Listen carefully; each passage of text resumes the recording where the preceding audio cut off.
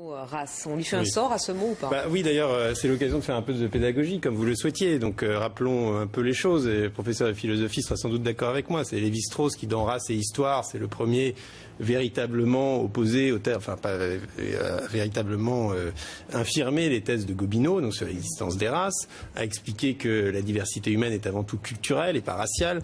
Et par ailleurs, ensuite, la génétique nous a montré que 99,8% du génome humain était partagé et que les gènes qui déterminent, et donc il y a deux gènes effectivement qui déterminent la couleur de peau, mais qui sont, si vous voulez, qui ne peuvent pas définir les races, parce que les races existent, il y a des races de chiens, mais les différences génétiques sont beaucoup plus grandes.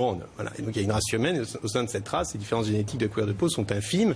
Et d'ailleurs, on est plutôt parti de la couleur de peau noire, la couleur de peau blanche étant une dégénérescence pour s'adapter aux pays où il y avait moins de soleil, pour que le soleil pénètre plus, etc. Donc tout ça, c'est assez hasardeux et ce sont purement des processus biologiques. Mais ça a échappé à Nadine Morano?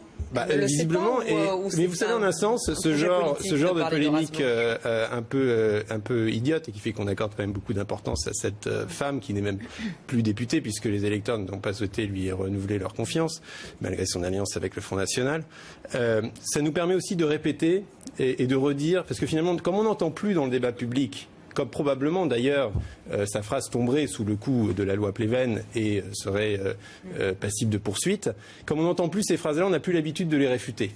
Et donc ça nous fait du bien aussi de renouveler, si vous voulez, notre rhétorique sur le sujet et de nous redire pourquoi effectivement depuis 70 ans, et c'est heureux, on ne parle plus de race dans le débat public.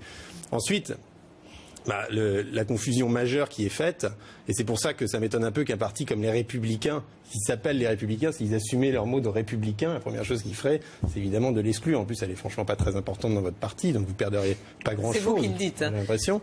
Les Républicains, c'est pourquoi? C'est précisément parce que depuis Locke, on a distingué le civil et le politique. Donc, ce n'est pas le rôle du politique de s'exprimer sur la religion dans un pays. La religion, ça regarde les individus. Le rôle de la politique publique, c'est de faire respecter la loi et de protéger ceux-ci contre les atteintes aux biens, les atteintes à autrui, etc.